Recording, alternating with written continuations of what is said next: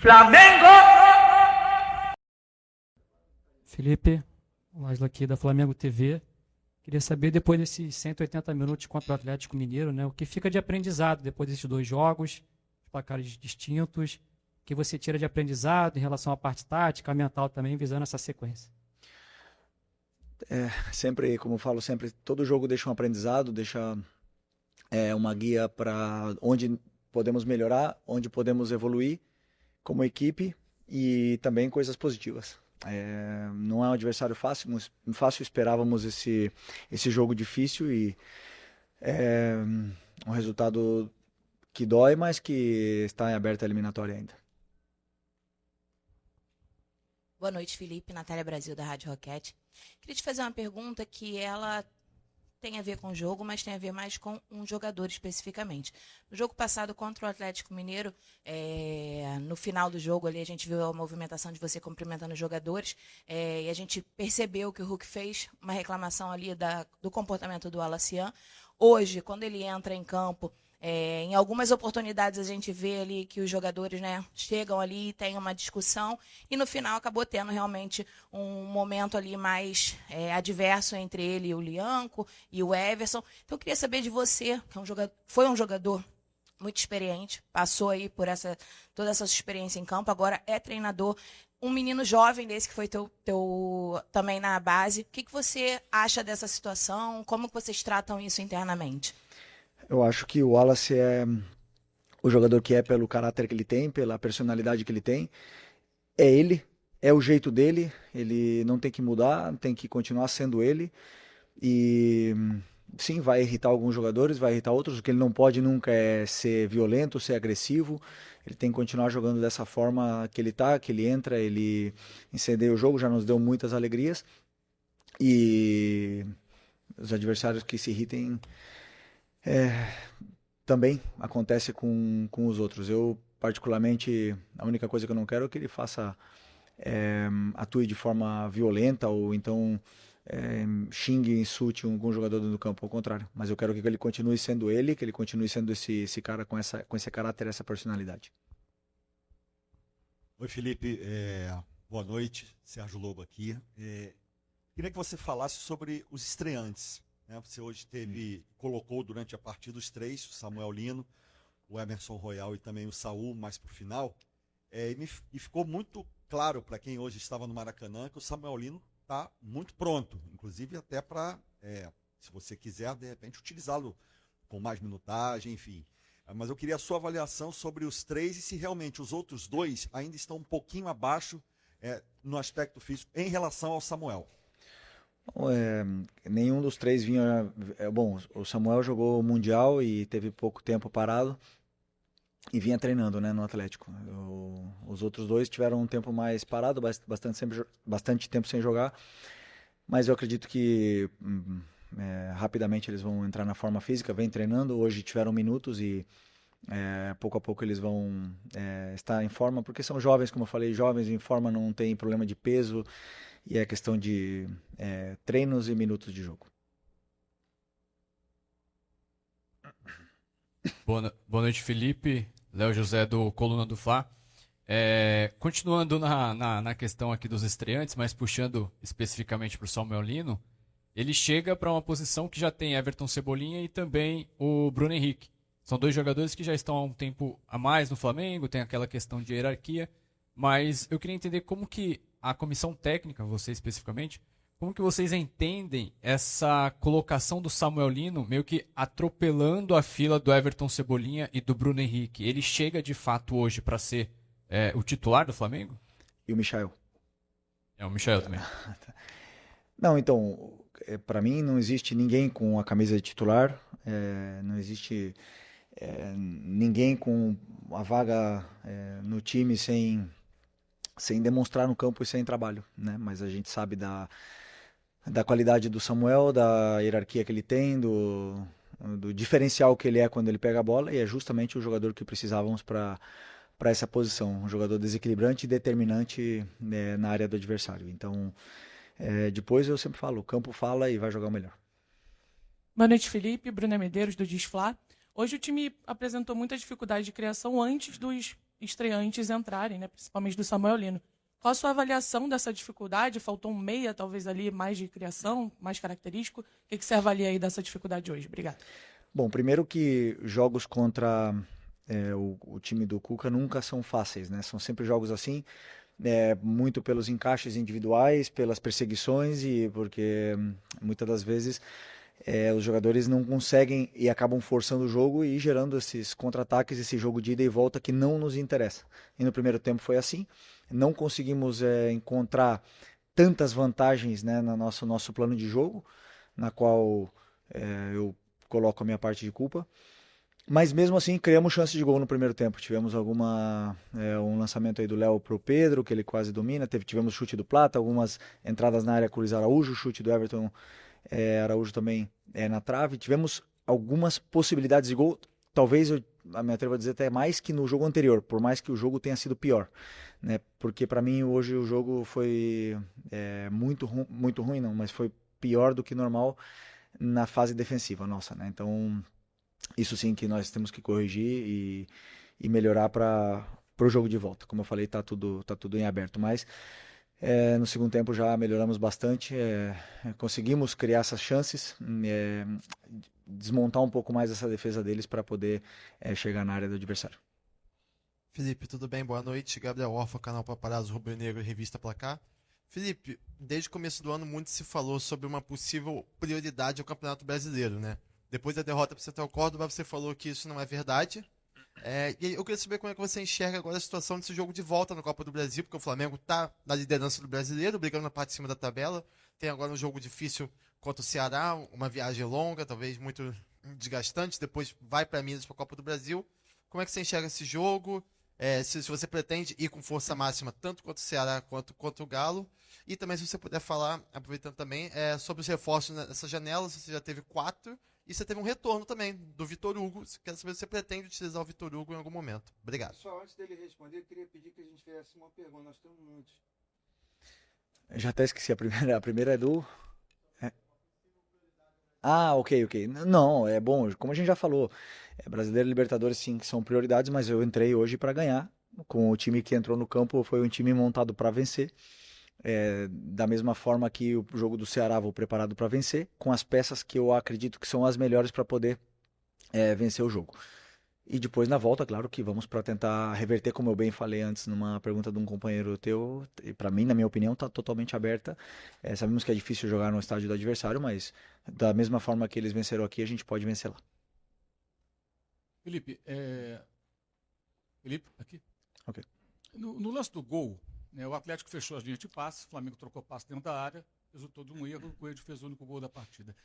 Qual a sua recomendação para os jogadores da defesa, zagueiros, goleiro, quem mais participar da saída de bola, em situações como essa, em que não é possível arriscar um passe ali, ou é muito perigoso, como foi, e o que é que saiu errado nessa jogada?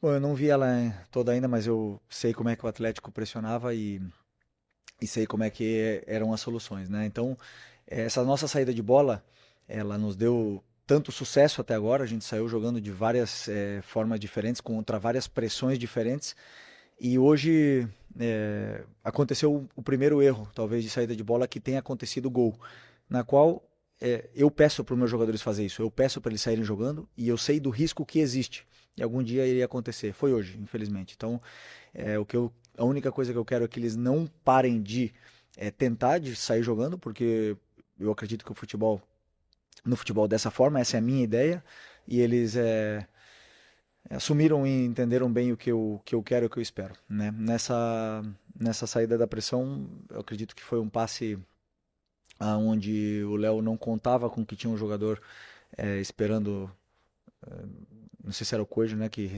antecipou, e um passe atravessado na frente da área, e acabou que perdemos a bola e tomamos o gol. Mas, como eu falei, responsabilidade minha, porque é uma saída de bola que eu treino e eu peço para eles fazerem, e às vezes o risco está aí. Felipe aqui, Thiago Lima do GE, boa noite. Felipe, eu queria te perguntar em relação ao Luiz Araújo, que a gente viu hoje é um jogador que não foi bem na minha avaliação, e ele estava na esquerda, você encaixou o Matheus Gonçalves na direita, né, para ele poder jogar ali, e você puxou o Luiz para a esquerda. A gente já viu você fazer isso outras vezes. Eu queria saber como é que você enxerga o Luiz Araújo na esquerda. Você acha que ele consegue render ali o que ele rende na direita? Obrigado. Não, acredito que o melhor lugar dele seja, né, na direita, né? Mas hoje eu queria deixar o Matheus Gonçalves ali pelo drible que ele tem. Ele é um jogador de 1 contra 1, com esses encaixes, essas marcações individual, ele é capaz de tirar o jogador de cima.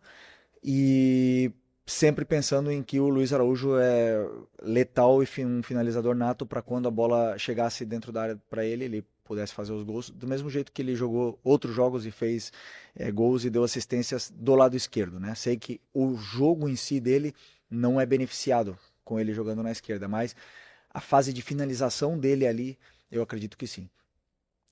Mas como um jogador que se sacrifica pela equipe, fez com toda a naturalidade, tentou, como você falou, não foi um bom jogo, nem dele nem da equipe. Mas isso é normal e com certeza eu penso nele mais no lado direito. Felipe, aqui à sua direita, Gustavo. Jogadores que acabaram sendo poupados hoje, foram poupados pelos números da fisiologia, da preparação física, ou foram em virtude de ser a Copa do Brasil? Não, foi um planejamento onde eu decido os jogadores, né? E nenhum deles... nem o Arrascaeta, nem o Jorginho tinham sido vetados, mas eu acredito que pela sequência que eles estão tendo, também pelos dados, né, mas pela sequência que eles estão tendo, não seria prudente colocá-los hoje e depois domingo também, então decidi por outras opções, também que encaixavam com o plano de jogo que eu tinha pensado, no caso o Matheus Gonçalves, no caso o Luiz Araújo, pensando no que poderia ser a partida e também nas trocas. Então, no outro jogo, o Arrascaeta, que teve em campo, não foi beneficiado por esse plano, então optei por outras trocas hoje, optei por descansar ele para ele poder ter treinos aquisitivos e chegar bem no final de semana e na semana que vem. Felipe, boa noite, Pablo Rua aqui do canal Voz do Ninho. Na semana passada elogiamos a bola parada do Flamengo, que o Flamengo tinha feito 3 gols, dos últimos 4 gols foram 3 de bola parada. Agora, se tornou algum motivo também de preocupação, porque a bola está entrando um pouco com ela no chão de forma central também, ou isso você está vendo com normalidade? Qual é a preocupação? Desculpa, não... Se você tem alguma certa preocupação, porque a bola também não está entrando com ela jogada no chão, né? Só bola aérea praticamente. Não entrou. Hoje tivemos muita chance de gol, na minha opinião. Na minha opinião, não. Na verdade, tivemos chances de gol muito mais do que no último jogo. Tivemos bolas na trave, tivemos a chance do Lino, tivemos chances de fazer gol, tivemos gol impedido. A criação, ela muito é bloqueada pela qualidade defensiva do adversário. E como falei para vocês podem olhar nas estatísticas aí quantas vezes os times do Cuca são goleados, né? É difícil de entrar na defesa dele porque é um time que defende bem, porque o modelo de jogo passa muito por essa fase defensiva. Então são times que te geram dificuldades na criação. Vão existir outros jogos que não vão ser assim, vão ter jogos que sim. Então eu acredito que o time eles estão com as soluções e depois, claro, vão ter dias que vão estar menos finos, como o caso de hoje. Aqui, Felipe, boa noite. Felipe, o gol do Atlético, ele sai numa jogada que eu acredito que seja uma das que você mais ensaia, pelo menos nos treinos que a gente teve acesso. A gente sempre via ali essa jogada de saída tocando por baixo e tal, e acabou saindo o gol do Atlético hoje nessa situação. O Flamengo perdeu o jogo e vai para Minas Gerais com uma situação delicada, porque agora o Atlético tem pelo menos a vantagem do empate. Queria saber como é que foi a conversa sua com os jogadores depois do jogo, para não deixar essa peteca cair, para eles continuarem acreditando e para acreditar numa possível virada no jogo da próxima semana, já que no retrospecto, em 2022, o Flamengo perde o primeiro jogo para o Atlético e depois vira aqui no Maracanã. No ano passado, o Flamengo vence dentro da Arena do Galo e é campeão da Copa do Brasil. Queria saber se você já teve essa conversa com os jogadores e como é que foi, já visando uma possível virada na semana que vem. Obrigado. Não, depois do jogo, claro, com a cabeça quente ali, não tem conversa, mas é muito claro, faz parte do futebol a derrota, né? Não foi a primeira do ano, né? E não sei, mas provavelmente não vai ser a última. Então a derrota ela faz parte. E eu sempre gosto de mostrar para eles o porquê perdemos, o porquê jogamos mal, ou não jogamos tão bem, e por que ganhamos e por que jogamos bem, ou ao contrário, porque às vezes se ganha, mas não joga bem, né? Então, eu gosto de ser muito realista com o que está acontecendo. Amanhã temos pouco tempo até o jogo do Ceará, mas amanhã vou simplesmente analisar, rever todo o jogo novamente e passar para eles o que aconteceu no jogo para que esses erros sejam corrigidos. Mas a derrota, o resultado negativo, ele faz parte do futebol e claro que os jogadores estão com muita dor ainda dessa derrota, eu também, o que mais, mas sei que faz parte dessa nossa profissão e levantar a cabeça o mais rápido possível para poder vencer final de semana. Boa noite, Felipe, aqui, Sidão Marinho da Litoral News. No primeiro tempo, né, você falou um pouco sobre esse jogo mais acelerado da equipe do Flamengo. Eu senti um buraco dentro do meio de campo da sua equipe. Você acredita que teve falta de uma presença do Jorginho ou então do próprio Saul? Queria até que você explicasse qual seria a minutagem desses dois jogadores, né? Qual seria a disponibilidade deles para o jogo. E até no gol sofrido, faltou ter um homem de armação mais potente para vir buscar essa bola, para jogar para a parte ofensiva? Obrigado. No gol? No gol foi um tiro de meta, não foi? Sim, mas se faltou essa presença de um meia de armação para vir buscar essa bola, o Jorginho faz muito isso. Bom, vamos lá. Primeira questão, o buraco que você via no meio-campo era fazia parte do nosso plano de jogo. Os dois volantes estavam posicionados, mesmo se o Jorginho estivesse no campo, estaria posicionado no mesmo lugar dos outros jogadores, tanto do Alan como do Everton Araújo. E esse buraco existia para gerar esse espaço para a gente depois buscar essa bola, né? Então fazia parte do nosso plano de jogo. E por vezes saiu certo, a bola entrou por dentro, porque é um time que permite jogar por dentro. Ele bloqueia essa marcação individual, bloqueia teus jogadores e depende muito da qualidade individual, de ele tirar o jogador de cima, de vencer duelos e evitar passes verticais. E hoje tivemos muitas vezes esses passes verticais que nos geraram esses contra-ataques, esse ida e volta. E repito, sobre o Jorginho no gol do Atlético Mineiro, ele estaria posicionado no mesmo lugar do Everton Araújo e do Alan. O gol foi um erro de passe, onde o Léo Ortiz estava, acho que, livre. Mas acontece, como eu falei, acontece. Cada jogo a gente prepara um tiro de meta, um plano de jogo em função do plano de jogo que a gente tenha. E às vezes são diferentes, às vezes tem um meio armador, às vezes não. Vocês podem analisar também. Mas hoje, infelizmente, aconteceu esse gol, na qual não tem problema nenhum para mim. Porque, como eu falei, o risco ele existe, ele sempre vai existir. E hoje aconteceu e o importante é que a gente possa corrigir e não exista mais. Felipe, boa noite, aqui à sua direita. Maurício Luz do Lance. Você falou em mexer no time por conta de desgaste, da sequência, etc. Mas dois jogadores que têm maior minutagem no ano são Léo Ortiz e Léo Pereira. O Danilo, obviamente, lidando com problemas de lesão durante a temporada e enfim, também foi ausência hoje. Eu queria perguntar de você por que o Léo Ortiz e o Léo Pereira, por exemplo, têm essa sequência tão grande, principalmente nas ausências do Danilo e o Cleiton, o João Vitor, enfim, outras opções não têm tantas oportunidades quanto jogadores, por exemplo, o Everton Araújo, que também saiu da base, mas vem tendo oportunidades no time quando o Jorginho e outros jogadores precisam descansar. Obrigado. Porque eu acredito que, primeiro, a zaga é um lugar delicado. Não gosto de mexer na última linha, não gosto de fazer trocas da última linha, como hoje eu fiz, né? Tanto Vinha como Varela. Não gosto de fazer trocas ali. Tento mexer o menos possível. E hoje, pensando nesse desgaste desses dois jogadores que você citou, existe também o adversário, né? Um adversário que nos gera muitas dificuldades, muitos problemas na nossa última linha. E achei que não seria justo com os dois meninos jogar esse jogo. Por mais que, claro, todo mundo pensa, né, que todos podem jogar porque são da base, mas eu acredito que sempre na zaga é uma situação mais delicada pela importância e a dificuldade que o jogo hoje com Hulk, Rony e Coelho iria gerar na nossa última linha. Então, por isso optei por continuar com eles, são fortes, são jovens e estão bem, mas se precisar contra o Ceará ou até mesmo na volta, eu sei que tem o João e o Cleiton. Aqui. Boa noite, Felipe, tudo bem? Isabelle Costa, canal Ghost.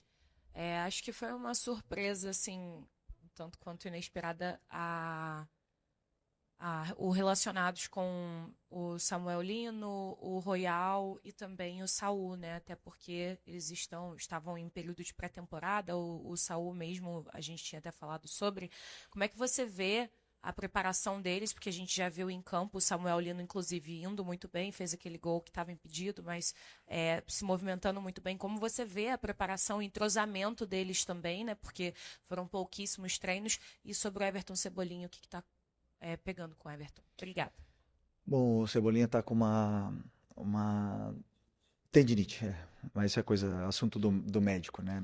Mas eu sei que ele está com uma simples moléstia aí na parte do tendão e em breve voltará, que precisamos dele também. E sobre os reforços, eles já tiveram conteúdo, já tiveram os vídeos necessários para entender como a gente joga. É da mesma forma que eles jogavam nos clubes deles, então não tem nenhuma novidade para eles, e eu vi eles treinarem. A gente recebeu também os dados físicos deles e achamos que não teria risco colocá-los nesse jogo, então com tantos desfalques que temos, eu optei por trazê-los nessa relação. E a partir daí agora somar, como eu falei, treinos, minutos e minutos de jogos, minutos de treinos, para que possam entrar nessa dinâmica da equipe o antes possível, que com certeza vão ser muito importantes para nós. Okay? Boa noite, pessoal. Valeu. Flamengo!